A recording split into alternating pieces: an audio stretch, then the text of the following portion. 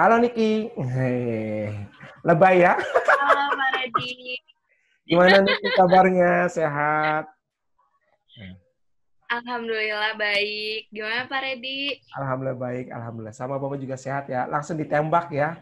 Di line langsung. Iya. Bapak ingat Niki pas tadi lihat di Hmm. IG, Niki udah lulus. Wow, seneng sekali Bapak dengernya. Terus langsung, kayaknya nih Alhamdulillah. bagus nih, kayaknya nih buat ngepoin anak SBM ITB gitu loh. Aduh Asli. malu deh. Nah, cocok deh kayaknya. Udah ngerasain SBM, kuliah di SBM gimana, kampus ITB itu kayak gimana. Ya kan udah ngerasain semua tuh. Udah include dari awal Iya, sampai akhir ya Niki ya. Niki iya, berapa tahun sih betul. kuliah di SBM ITB?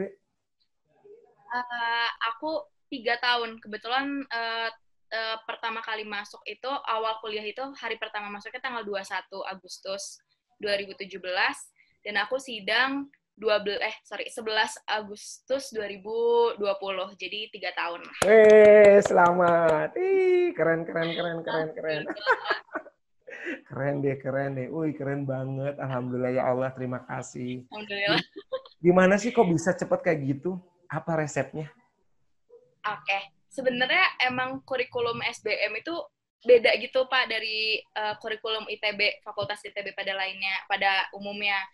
Jadi kalau di SBM itu sendiri, kita 1 tahun itu 3 semester, di mana kita emang wajib untuk mengikuti semester pendek Pak. Jadi semester pendeknya itu digunakan bukan untuk perbaikan, kan biasanya kalau misalkan fakultas lain mungkin semester pendeknya untuk perbaikan ya. Ya, Kalau Bapak. SBM itu enggak, SBM itu ya sama seperti semester biasa kayak gitu Pak. Itu Oke. sih. Jadi intinya satu semester, tadi berapa? 1 tahun 3 semester ya? Oke, tapi Betul. semester pendeknya buat ngejar materi lagi yang ke depan ya. Iya, Terus iya betul. tolong ceritain dong suka duka nih. Enak nggak enaknya nih? Enak dulu ya, nggak enaknya nanti deh. Enaknya belajar di SBM ITB.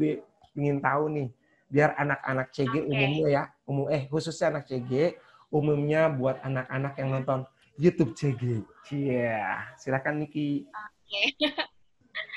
Oke, jadi sebenarnya kalau untuk sukanya dulu deh ya, dari awal aku masuk, karena emang sebenarnya masuk SBM ITB itu emang udah impian aku dari SMP ya sebenarnya.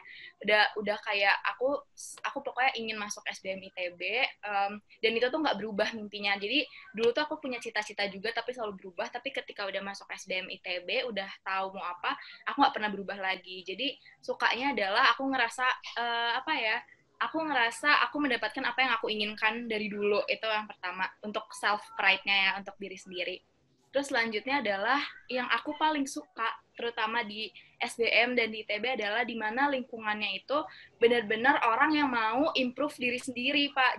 Jadi kayak kita tuh mungkin kalau yang aku alamin adalah di lingkungan aku itu gimana caranya kita nggak kompetitif tapi lebih ke ngebantuin orang lain juga untuk self improvement. Jadi lebih kayak ke mencari jati diri versi terbaiknya. Itu tuh yang aku rasain banget di ITB, terutama di SBM. Terus yang aku suka dari SBM lagi, dia nggak teoritis. Walaupun aku kan kebetulan jurusannya kewirausahaan atau entrepreneurship. Nah, jurusan di SBM itu kan ada dua, ada manajemen dan entrepreneurship. Nah, walaupun di manajemen, kita tuh punya bedanya manajemen SBM dan manajemen kampus lain adalah kita tuh ditanamkan mindset entrepreneurial. Itu memang visinya SBM. Seperti itu. Dimana kalau misalkan kalau misalkan kita itu dilatih untuk berpikir menjadi entrepreneur gitu. Bukan, walaupun manajemen tuh bukan kerja di bukan dibikin mindset jadi seperti Ngerti, Pak. bekerja pada orang lain gitu loh. Jadi itu poin plusnya di SBM kayak gitu. Mantap ya. Nah, Terus yang aku suka lagi adalah di mana kalau apa ya, intinya sih lebih ke diri kita sendiri sih, kayak lebih ke improvement gitu. Dan terutama untuk kewirausahaan, untuk jurusan kewirausahaan itu bener-bener dibimbing banget cara buat bisnis, bener-bener jadi entrepreneur gitu loh. Diekspektasikan memang menjadi entrepreneur seperti itu. Dan bedanya lagi adalah SBM itu kita karena di lingkungan teknik ya, jadi kita tuh ngadopsi MIT, jadi kayak teknologi-teknologi bisnisnya itu based on technology, di mana itu tuh akan lebih sulit ditiru dibanding bisnis-bisnis kayak seperti menjual makanan atau seperti apa kayak gitu.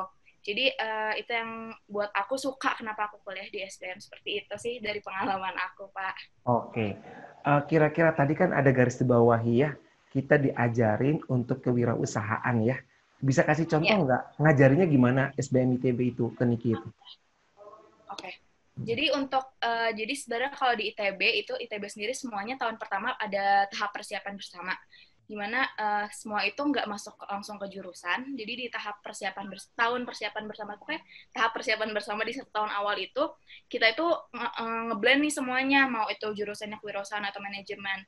Nah di sini dari tahun pertama aja kita udah semester pertama pun kita punya, kalau di zaman aku sih nama matkulnya Introduction to Business, di mana untuk final project-nya atau apa ya, UAS-nya itu tuh kita dituntut buat bisnis, Pak, buat bisnis per kelompok gitu. Gimana cara manage bisnis dengan resource terbatas, dengan modal terbatas, tapi punya untung paling besar, gimana kayak gitu.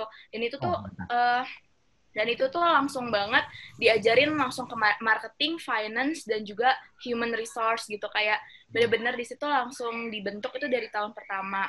Terus next setelah ke kewirausahaan atau ke manajemen, kalau ke kewirausahaan itu ya seperti nama jurusannya, kewirausahaan atau entrepreneurship, kita semester 3 udah langsung kayak milih kayak mau bisnis apa, mau bisnis teknologi mana, itu timnya siapa aja, itu tuh udah mulai dibentuk. Nah, kalau oke. di manajemen itu di semester, aku lupa, mungkin semester 4 sampai 5 itu dia ada matkul namanya IBE. Nah, aku agak lupa kepanjangannya apa karena aku bukan di manajemen. Cuman matkul IB itu selama 1 tahun itu, Pak, dia jualan, Pak. Jadi apa ya, buat bisnis juga gitu.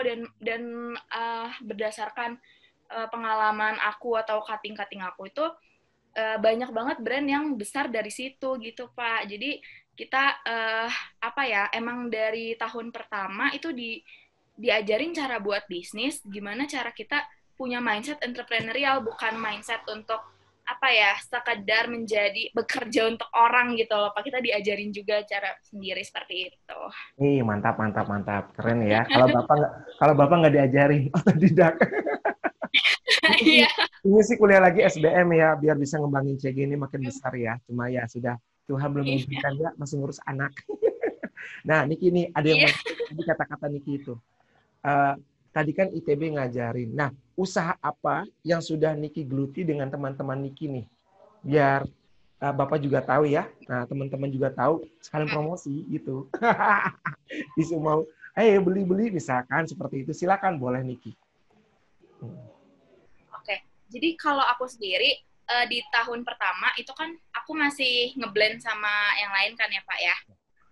Nah, itu tuh aku apa sih, buat bisnis gitu, buat project kita kayak kita bikin cheesecake tapi yang bisa jadi es krim gitu, kayak gitulah inovasinya.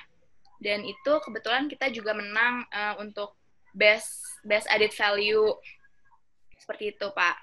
Nah, terus kalau setelah masuk ke jurusan, aku dituntut, ini di tahun aku sih, dimana aku tuh dituntut untuk apa, buat bisnis dari teknologi berdasarkan ke apa ya, istilahnya, jadi ada perubahan kurikulum oleh rektor di mana SBM itu harus based on technology gitu. Nah, jadi aku sendiri tuh nyampe keliling lab di ITB untuk mencari produk mana yang sudah siap dijual.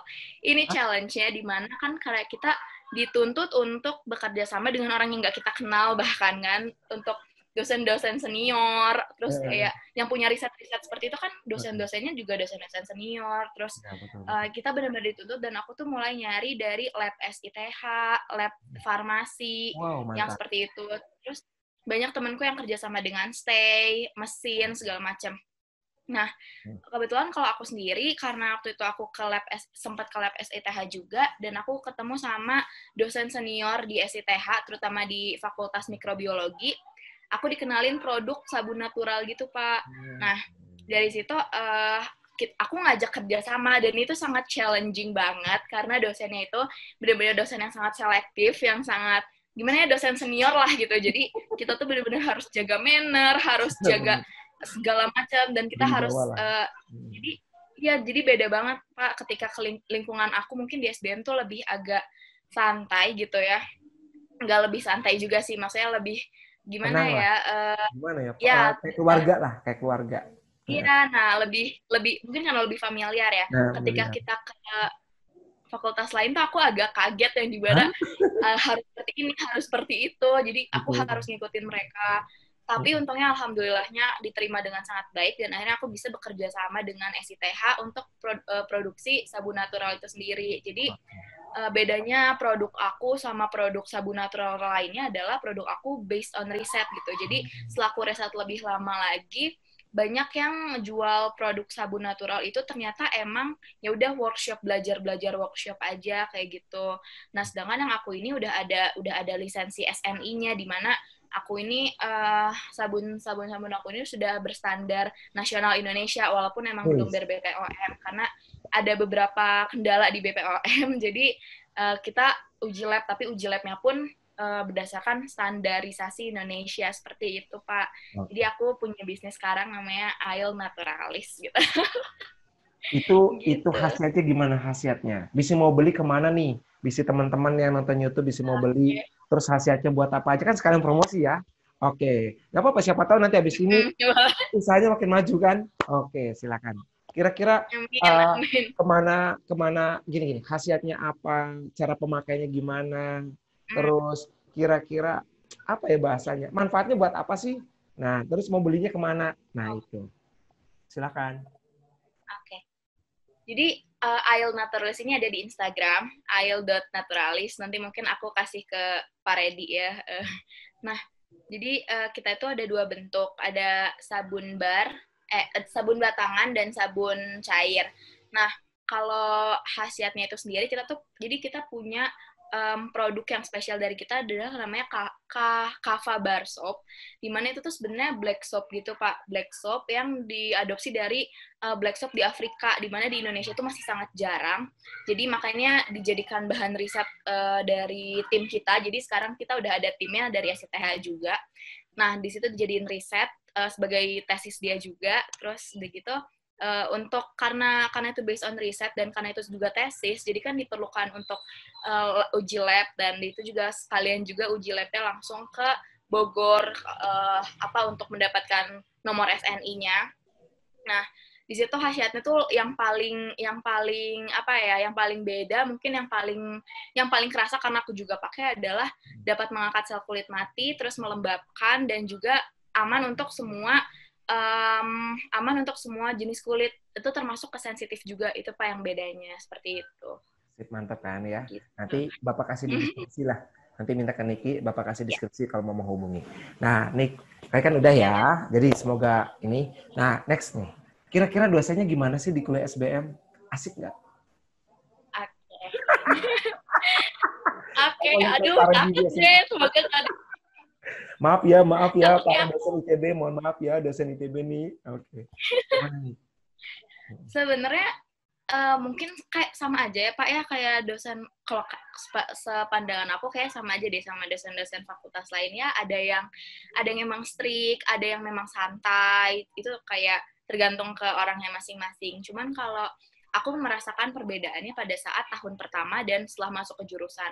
Dimana kalau tahun pertama itu aku lebih ngerasa stressful sih Pak, karena mungkin adaptasi mungkin ya dengan di lingkungan baru, terus kayak yang tadinya di sekolah itu dikejar guru, sekarang jadi harus ngejar dosen. Itu jadi salah satu hal yang buat aku kaget juga. Terus yang dimana tadinya kayak ya udah ikutin aja alur yang ada kan kalau selama sekolah 12 tahun. Sekarang aku harus tentuin kayak aku mau ngambil matkul apa, ngambil kelas di mana segala macam. Itu yang aku kagetin. Tapi untuk dosennya sendiri kalau di tahun persiapan bersama itu tahap persiapan bersama itu sama kayak dosen-dosen manajemen. Jadi karena nyatu dosen-dosennya lebih ngebuat apa ya? Dosen-dosen sebenarnya baik, semua sangat membantu. Dan untuk dosen kewirausahaan juga semuanya sangat, sangat membantu, cuman mungkin lebih strict pada saat tahap persiapan bersama ya. Nah, tapi sebenarnya yang buat aku ngerasa tahap persiapan bersama itu berat juga mungkin karena tiba-tiba harus udah kayak gini kayak gitulah pokoknya SBM ini beda kalau dari pandangan aku beda dari fakultas yang lain karena dia nggak mungkin ada kelas yang tiba-tiba di cancel. Itu satu. Kalau ada kelas yang di cancel itu tuh pasti ada jadwalnya lain Pak, jadi buat jadwal baru gitu. Dan jadi kita tuh ada di kelasnya dibagi di tutorial gitu Pak. Ada kalau waktu tahap persiapan bersama ada kelas tutor A sampai tutor J. Itu random gitu sih sebenarnya ditentuin dari prodi dari program studi udah kayak aku di kelas mana dan kebetulan aku waktu itu di kelas A. Nah, jadi tutor-tutornya itu kalau misalkan salah satu dosen yang nggak bisa masuk, ya diinval sama dosen lain kayak gitu. Jadi aku tuh nggak pernah ya Pak kayak kalau misalkan orang-orang suka ngeluh gitu kayak udah mandi pagi, udah berangkat pagi, tiba-tiba kelasnya di cancel. Jujur aku selama di SBM nggak pernah sama sekali seperti itu. Saya kalaupun nggak jadi di cancel tuh pasti jadi online class kayak gitu Pak. Terus atau enggak diinval atau enggak digantikan, pasti harus digantikan itu. Itu yang ngebuat beda dari fakultas lain mungkin ya. Terus jadi kalau SBM itu dia mendengarkan kelas pengetahuan aku tuh kita setiap akhir semester dikasih form untuk evaluasi di mana kita juga berhak untuk mengevaluasi si dosennya gitu. Apakah dosennya itu menguasai apa yang diajarkan, seperti apa. Itu iya dievaluasi dan ternyata aku pikir kan kayak ya siapa sih yang mau lihat evaluasi seperti ini Formalitas ternyata itu sangat berpengaruh. Iya, aku kira awalnya cuma buat formalitas tapi ternyata berpengaruh. Ada yang jadi buat nanti adik tingkat aku tiba-tiba nggak diajar dosen ini karena itu berdasarkan evaluasi dari sebelumnya gitu. seperti itu. Wah, mantap. Jadi keren ya, benar-benar bisa aduin gitu istilah ya. Mantap. Gitu ya. Oke. Nah, kira-kira nih ada tahun atau tahap persiapan bersama TPB ya. Nah, itu berapa siswa sih nih satu angkatan? Aku itu 400. Aduh, aku lupa. Pokoknya sekitar 400 lebih. Di mana mahasiswa yang internasional bisnis itu ada satu kelas. Itu ada 40 orang mungkin ya, kalau nggak salah. Digabung ya, itu semuanya? Digabung semuanya? 30. Nah, kalau kelas regulernya itu ada sekitar 390 mungkin. Iya. Kuliahnya samaan itu, 390? Iya, pokoknya jadi waktu aku itu ada tutorialnya sampai tutorial J. Berarti kan ada 10 kelas. Satu kelas itu sekitar 40 orang. Jadi 440 lah sama international business. Kayak gitu, Pak. Oh, jadi ada yang ada kuliah umum 400 orang, nanti tutorial dibagi-bagi lagi gitu ya? Berarti sama kayak Bapak dulu. Ya, betul. Nah, berarti sama kayak Bapak dulu. Pas Bapak kuliah juga gitu. Adu kuliah umum 400-an, nanti dibagi-bagi lagi untuk tutorial. Nanya-nanya lah seperti itu ya? Oke. Iya. Nik, ada lagi nih. Kira-kira berapa sih biaya yang harus disiapin untuk masuk SBM ITB? Aduh. Gak apa-apa. Ini kan bisa ada yang mau kuliah ke SBM ITB kan biar dia persiapan nih. Kira-kira berapa biayanya nih? Dari sampai awal sampai akhir Niki habis berapa kira-kira? Kira-kira aja. Oke, gimana nih? Jadi kalau kan ada 2 kelas nih Pak, ada reguler dan internasional di SBM. Nah, kalau reguler itu di tahun aku sampai tahun angkatan 2021 atau di bawah aku itu 20 juta satu semester. Itu sama jadi satu tahun tuh 60 juta berarti karena kan 3 semester. Semester pendek pun walau cuma sebulan atau 2 bulan itu 20 juta. Tapi untuk kalau nggak salah setahu aku kalau yang tahun baru tuh udah naik lagi ya, tapi nggak tahu kalau SBM-nya aku agak kurang update juga untuk yang tahun baru. Nah, aku sih masih sama 20 juta dan memang 2 kali lipatnya dari anak teknik lah gitu. Nah, tapi untuk yang internasional, jadi yang internasional itu setahu aku dia tuh bakal ke luar negeri di tahun terakhirnya. Jadi nanti entah gimana seleksinya, pokoknya bakal double degree gitu mereka. 40 juta satu semesternya, di mana satu tahunnya berarti 120 juta. Seperti itu. Jadi 20 juta kali Tapi 3, 60 juta ya? iya, ya, Awal, tapi Pak, uang awal. Pas oh nggak pertama ada. masuk. Kalau di Kan kalau ada di karena gosip-gosip. di tahun Gosip-gosip aku itu. itu, nah kalau di tahun aku itu kan jalur masuknya cuma 2 Pak, SNM sama SBM. Nah, itu nggak ada, kita langsung bayar UKT aja. Jadi bedanya Berapa ITB UKT-nya? dulu adalah, kenapa sorry Pak? UKT-nya berapa, maaf, dipotong.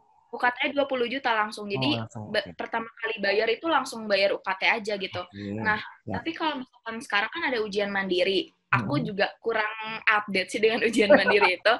Cuman setahu aku juga ada uang awalnya pasti ya ujian mandiri gitu, Pak. Nah, itu aku nggak tahu sih berapa, Pak. Cuman setahu aku kemarin kan sempat ada isu yang kayak harus bayar 100 juta dulu segala macam. Itu setahu aku sekarang udah dihapuskan sih, Pak. Udah dihapuskan gitu sama ITB-nya. Cuman aku nggak tahu berapa jadinya gitu. Oke. Seperti itu. Siap. Karena begitu dikeluarkan pengumuman yang harus ada 100 juta, itu juga KM ITB atau keluarga mahasiswa ITB yang dimana mungkin istilahnya badan eksekutif mahasiswa ITB-nya itu juga ya protes lah, kan banyak mahasiswa yang protes juga kayak gitu. Itu udah dihapuskan sih setahu aku kayak gitu. Oke, siap. Berarti intinya harus nyiapin uang tadi 20 juta kali 3 ya, jadi 60 juta. 60 juta dikali 3 tahun ya. Tapi ya, 180 tapi juta ya. Gimana? iya, tapi sebenarnya gimana ya Pak? Banyak juga kok beasiswa, maksudnya banyak juga teman-temanku yang ikut lomba atau emang ikut beasiswa yang lain dari beasiswa dari daerahnya, itu yang dapat beasiswa full juga banyak gitu. Jadi kita juga ada bidik misi anyway, jadi ada program bidik misi dengan ketentuan pastinya sangat ketat. Kalau di SBM itu sangat ketat dan bidik misi itu beneran beneran diawasin banget gitu. Jadi kalau aku lihat di Twitter kan banyak yang anak bidik misi ternyata yang tidak berhak menerima, maksudnya ada yang lebih berhak untuk menerima bidik misi. Kalau di SBM itu sepengetahuan aku sih alhamdulillahnya in control gitu loh Pak. Jadi kayak emang yang menerima bidik misi adalah orang-orang yang memang pantas untuk menerima bidik misi gitu. Jadi kalau untuk biaya itu sebenarnya banyak alternatifnya. Terus aku juga dapat informasi dari kakak tingkatku, sering-sering aja main ke lembaga kemahasiswaan gitu, nanti bisa dapat potongan bahkan gitu kayak gitu Pak. Oh, dengerin tuh ya, dengerin untuk khusus anak CG dan anak luar CG tuh. Tenang aja, pasti ada rezekinya ya. Pasti ada rezekinya. Niatkan yang tulus untuk berjuang ya, berjuang untuk bisa menggapai ITB, kuliah di ITB dan sukses lulus di ITB. Oke. Nih ada lagi nih. Nah, kira-kira nih Niki, pintar, anak bapak yang soleh nih. Kira-kira tahu nggak? Kan Niki dari jalur SNMPTN undangan ya. Oke. Kira-kira tahu nggak yang cocok itu yang kayak gimana sih biar keterima SNMPTN undangan lewat SBM? Orang-orang kayak gimana sih? Dulu ingat nggak? Perjuangan CG nih, perjuangan di CG kan ya? Kira-kira masih ingat nggak? Orang kayak gimana sih dia cocok masuk SBM, tahu nggak? Ya kalau nggak tahu nggak usah deh. Kalau tahu ya syukur-syukur. Jadi dia bisa nyiapin, oh kayaknya gue cocok nih buat masuk SBM. Nah seperti itu. Kira-kira gimana Niki? Sebenarnya kalau aku sendiri ya Pak ya, karena waktu di akhir masa SMA aku agak penurunan karena ada sesuatu yang terjadi, jadi intinya kayak aku nurun lah gitu. Aku juga sempat agak udahlah kayaknya gue nggak masuk deh SBM ya kali gitu lah, udah putus asa juga. Dan cuman mungkin ya Pak, ini aku juga nggak tahu sih sistem penilaiannya gimana, mungkin di situ tuh ada di mana emang itu emang hasil usaha dan juga hasil keberuntungan gitu Pak, menurut aku ya Pak. Jadi kalau yang jelas kalau nilai rapot aku itu memang alhamdulillahnya selalu naik. Memang sih nggak yang kayak rata-ratanya 90 sampai naik terus-terus, enggak, cuman alhamdulillahnya constantly naik gitu, naik dengan konstan. Terus aku juga waktu itu sempat ikut Olimpiade Fisika juga waktu kelas 11 dan jadi dapat sertifikasi. Jadi walaupun aku juga sebenarnya nggak menang sih Pak Olimpiadenya, cuman mungkin karena ada sertifikat itu mungkin dijadikan pertimbangan lebih seperti itu mungkin ya Pak ya. Terus aku nggak tahu sih kalau kenapa aku keterima. Cuman kalau dilihat dari teman-temanku yang keterima tuh rata-rata memang mereka semua kompeten dan mereka semua tuh naik gitu nilainya gitu dari rapotnya. Terus banyak juga yang emang orang-orang yang suka ikut lomba terutama itu tuh kayaknya peluangnya lebih besar gitu loh Pak. Kalau menurut aku gitu. Terus kalau cara belajar aku sendiri sih aku bukan orang yang aku dulu sebenarnya aku rajin sih. Dulu sebenarnya aku rajin yang Rajin benar-benar CG-nya. iya, aku itu pernah ada satu masa di mana aku tuh selalu CG tiap hari, bener-bener tiap hari, setiap hari itu ya sampai walaupun cuma satu jam pelajaran juga yang penting tuh aku tuh CG aja tiap hari. Itu ada masa di mana aku kayak gitu. Dan aku tuh orangnya kalau mau ulangan belajarnya tuh dulu sampai jam 3 kayak gitu. Sampai aku tuh pernah berantem sama orang gara-gara dia nggak ngebolehin aku belajar sampai jam 3. Cuman Dari jam kayak berapa nih, Ki? Dari jam berapa? aku Nah, kalau aku tuh bedanya aku sama orang-orang yang lain adalah mungkin ada orang-orang yang cara gaya belajarnya itu harus tidur dulu baru bangun subuh terus lanjutin atau seperti apa kayak gitu. Aku itu enggak, jadi aku mah mendingan tidurnya nanti aja gitu. Jadi aku itu belajar pokoknya pulang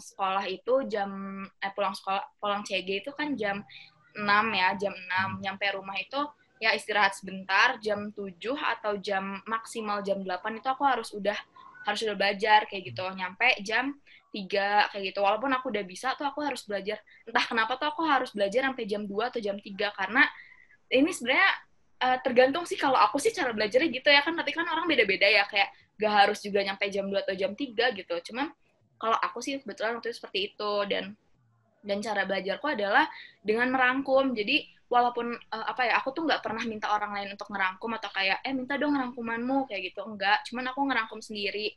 Jadi kalau misalkan ngapalin aku buat catatan sendiri. Jadi semua aku pokoknya intinya aku merangkum aja, habis ngerangkum aku ulas lagi terus aku tidur. Jadi aku ngulasnya sekali, cuman mungkin karena cara belajarku adalah dengan menulis atau merangkum lagi, jadi lebih masuk gitu dibanding ngafalin segala macam kayak gitu sih Pak.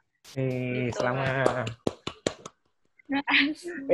Makasih sudah berbagi ya, keren. Bapak beda dengan Niki ya, tapi Niki itu mirip kayak Pradistia. Nanti Bapak wawancari di Pradistia. Mirip sekali kayak Pradistia. Disti itu dia keterima di FK, ya sama hebatnya kayak Niki, belajarnya sampai jam 1 malam. Dia nggak bisa bangun terus tidur terus bangun belajar, beliau nggak bisa. Dia bablasin. Ya, persis seperti Disti. Nanti dia Bapak wawancarain Disti yang Fakultas Kedokteran biar nyambung sama Niki. Nih, mohon maaf nih ya sudah mengganggu waktunya Niki. Ini yang terakhir ya. Nggak sih, 2 lagi sih sebenarnya. Kira-kira prospek kerjanya untuk SBM apa sih? Kalau Bapak kayaknya nggak ada prospek kerja deh. Harus buka lapangan kerja sendiri kayaknya ya. Kalau dari Bapak. Tapi kayaknya Niki lebih tahu lah. Prospeknya gimana sih kalau kuliah di SBM? Nah, itu silakan. Sebenarnya Oke, jadi kan balik lagi ada kedua jurusan yaitu manajemen dan kewirausahaan. Ya, kalau kewirausahaan itu jelas-jelas seharusnya orang yang keluar dari sarjana bisnis, kita kan gelarnya sarjana bisnis. Betul. Ya harusnya punya bisnis seperti itu. Jadi ya harusnya punya bisnis sendiri, jadi entrepreneur gitu. Nah, tapi mungkin ada beberapa juga cutting aku dan teman-teman aku yang malah apply kerja. Ya nggak salah sih, mungkin emang jalan hidupnya seperti itu dan emang mungkin maunya seperti itu. Nah, mungkin ada yang salah jurusan juga, cuman emang diekspektasikan untuk menjadi entrepreneur gitu. Nah, kalau untuk manajemen itu biasanya banyaknya kerja di startup yang memang sudah unicorn, decacorn, atau buat startup sendiri, atau buat kerja di multinational company seperti Unilever, Danone, Nestle seperti itu. Terus tapi kebanyakan sih Pak yang kalau dari kewirausahaan itu tuh banyaknya bikin startup sendiri atau enggak memang kerjanya tuh di startup seperti itu. Terus itu sih Pak paling. Jadi aku masih jarang ya kayaknya dengar yang lulusan SBM kerjanya bukan nggak ada, cuman mungkin nggak banyak yang kerjanya di bank seperti itu. Cuman banyak kok sebenarnya, cuman kayak lebih banyak di startup dan lebih banyak di apa ya bilangnya, ya pokoknya gitu deh, company-company yang emang udah top-top gitu Pak sebenarnya. Kayak gitu Siaplah. Pak. Bismillah. Bismillah ya. Semoga Niki sukses nih ya. Nanti bikin usaha yang besar ya. Jangan usaha bimbel ya. Nanti saya akan nemu Bapak. Kita bercanda, bebas deh ya. Itu hak. Nah, satu lagi Baik Pak. Niki. Oke, saran-saran nih, apa ya? Bukan saran ya, pesan buat anak-anak CG khususnya nih, saya bisa ngomong khususnya nih buat anak CG, umumnya buat anak-anak luar CG yang akan berjuang nih masuk SBM ITB atau jurusan-jurusan di ITB atau di fakultas-fakultas yang lain atau universitas PTN lain. Apa sih kira-kira wejangan-wejangan lah, pesan-pesannya lah. Silakan Niki. Sebenarnya aku tuh orang yang setelah aku masuk SBM ITB aku juga lebih aware sama kesehatan mental ya Pak. Jadi kalau misalkan aku udah tahu nih sekarang aku kayak gini dan aku bisa mengulang waktu lagi dari SMA, aku tuh bener-bener mau nyeimbangin kesehatan fisik dan mental aku. Itu yang pertama, karena itu tuh menurut aku jadi fondasi gimana aku beraktivitas gitu, gimana aku mau mencapai mimpi aku segala macam, itu jadi fondasi utama. Jadi kalau misalkan aku orangnya, kalau misalkan aku ngerasa aku lagi nggak kehilangan motivasi atau kalau misalkan lagi sedih, aku ngerasain itu dulu nih Pak, kayak ya udah deh aku rasain aja, tapi aku tuh nggak boleh lama-lama intinya. Jadi kayak apa ya, itu malah kesedihan itu tuh malah bisa jadi buat motivasi buat aku gitu, buat melakukan lebih. Nah, jadi mungkin kalau misalkan teman-teman sekarang yang lagi apa ya, yang mau masuk PTN atau misalkan mau masuk perguruan tinggi dan lagi ngerasa down segala macem, menurut aku ya rasain aja dulu Pak. Kayak ya udah, kalau capek memang capek gitu, jadi biarin aja, capek aja dulu, istirahatlah dulu. Mungkin nggak apa-apa, nggak harus yang kayak tiap hari belajar, tiap hari baca buku segala macem, nggak apa-apa, karena memang kan manusia juga ya Pak ya, bukan robot. Jadi menurut aku sih nggak apa-apa. Cuman mungkin nanti ketika udah belajarnya itu tuh jadi apa ya, dijadiin motivasi buat belajar lebih lagi. Terus aku juga punya saran untuk coba cari sedetail mungkin apa sih yang kamu mau, kayak jurusan yang kamu mau, apakah memang sesuai dengan mimpi kamu dari awal, ataukah mungkin cuma ikut temen, karena aduh banyak banget teman aku yang cuma ikut temen tuh jadi ya didinya kayak gugur-gugur aja gitu. Jadi harus apa yang nyesuaiin diri juga sih. Misalkan kalau aku kan memang udah impian aku seperti jadi entrepreneur dan emang aku suka berbisnis dari dulu, makanya aku punya bisnis dari SMP. Jadi aku mengejar itu gitu. Tapi kalau misalkan sekedar cuma pengen dilihat orang sih nggak baik sih menurut aku ya. Kecuali memang apa ya, emang udah ada skillnya kayak gitu. Terus juga perbaiki soft skill dan hard skill. Dimana kalau hard skill itu kan pastinya tentang kayak ya kita belajar segala macam. Tapi tuh jangan lupain soft skill juga, dimana cara berkomunikasi, cara manner segala macam. Itu tuh menjadi apa ya? Menjadi uh, cerminan untuk kita sebagai siapa kita dilihat orang lain segala macam. Jadi kayak dan dan aku juga mau ya pesan, kalau misalkan amit-amitnya teman-teman nggak keterima di apa yang teman-teman inginkan, misalkan tidak diterima di tempat yang diinginkan, menurut aku jangan pernah nyalahin orang yang malah keterima gitu, malah jangan malah kayak kok perasaan aku belajar terus, kayaknya harusnya aku deh yang dapat. Menurut aku coba diiniin lagi aja, jangan apa ya, hal itu tuh malah jangan jangan nyalahin orang yang malah keterima gitu. Iya, jadi mungkin diintrospeksi lagi apa yang kurang, atau memang belum rezekinya aja. Karena menurut aku semua orang itu pasti udah ada di jalan terbaiknya masing-masing. Jadi dan mungkin jalan terbaiknya bukan di tempat yang dipinginkan kan, tapi menurut aku sukses itu nggak selalu harus apa yang kita pikirkan sih kayak gitu. Untuk cara belajarnya, carilah cara belajar yang paling nyaman, menurut aku paling nyaman dan paling gak ngerusak kesehatan mental dan fisik gitu. Jadi, kalau aku, menurut aku dengan cara nyampe jam 2 subuh itu sebenarnya merusak fisik. Cuman itulah kalau aku sih memang agak salah seperti itu, nggak baik. Cuman kayak ya udahlah mungkin wayahna gitu ya Pak ya, jadi apa Emang mengejar apa jalan yang kita mau.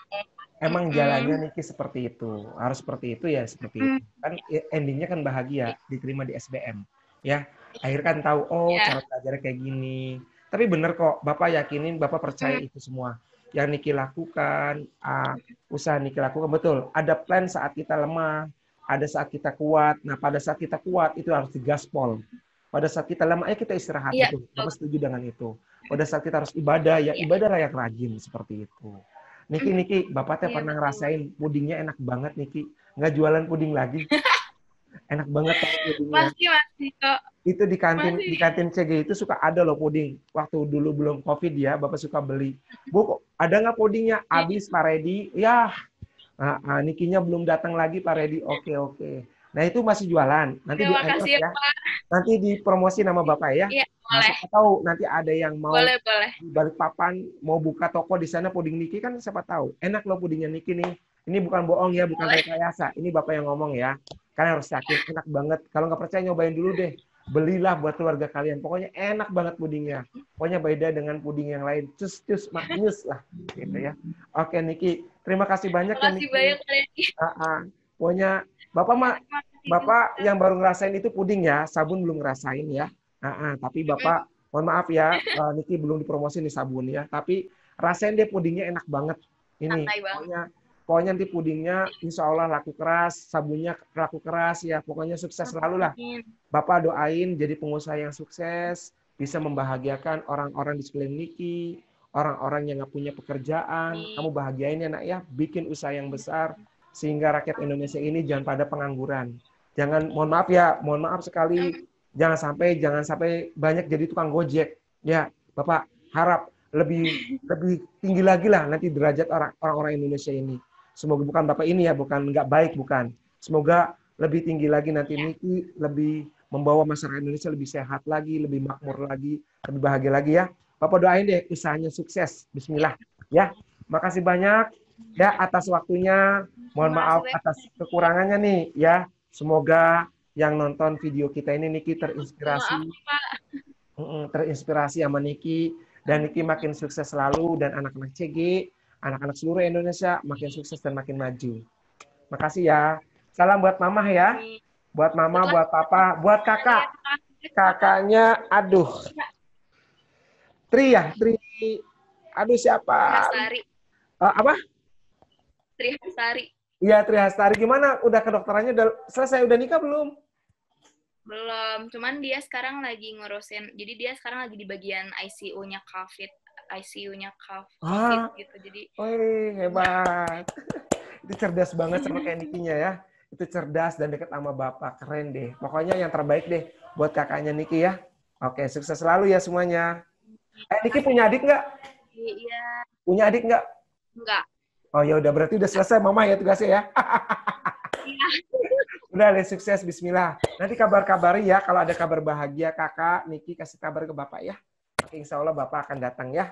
Oke. Terima ya. kasih banyak atas waktunya. Makasih banyak, Assalamualaikum. makasih Pak. Makasih ya. Waalaikumsalam.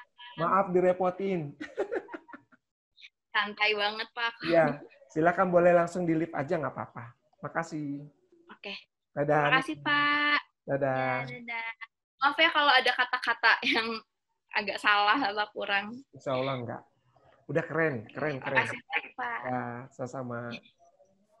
Assalamualaikum. Waalaikumsalam.